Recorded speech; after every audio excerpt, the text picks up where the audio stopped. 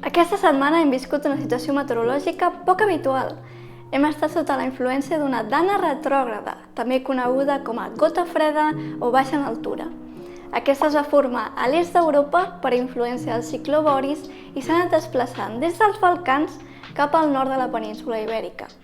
A Catalunya, en zones com el litoral del Baix Ebre, s'han enregistrat fins a 90 mil·límetres en 24 hores.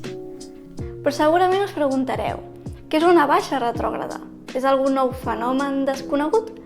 Doncs simplement es tracta d'un nucli de baixes pressions que es desplaça d'est a oest, és a dir, en sentit contrari al moviment habitual. A les nostres latituds, la circulació està dominada pels vents de l'oest, que s'originen a causa de la rotació de la Terra i les diferències de temperatura entre l'equador i els pols.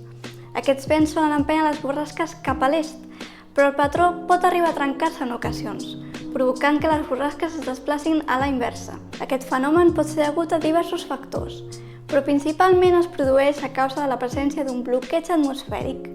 Aquesta setmana hem tingut un bloqueig degut a un potent anticicló al nord d'Europa que s'ha mantingut estàtic i que ha impedit que les borrasques seguissin el seu recorregut habitual. A tot això també li podem sumar que el corrent en jet o jet stream en altura, que és un corrent d'aire a gran velocitat al voltant del qual es formen les baixes, s'onduli d'una forma tan pronunciada que fa que les baixes retrocedeixin en el seu moviment habitual.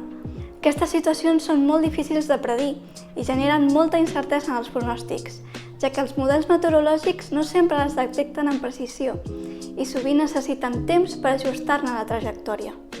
Per exemple, si comparem els mapes de precipitació acumulada de tot l'episodi, el que es va generar dimecres respecte al de divendres mostra quantitats que s'han o desplaçat o directament reduït, reflectint de nou la incertesa que tenen els models. Si teniu més dubtes, deixeu-los als comentaris i seguiu-me per més vídeos sobre meteo i física en català. Adéu!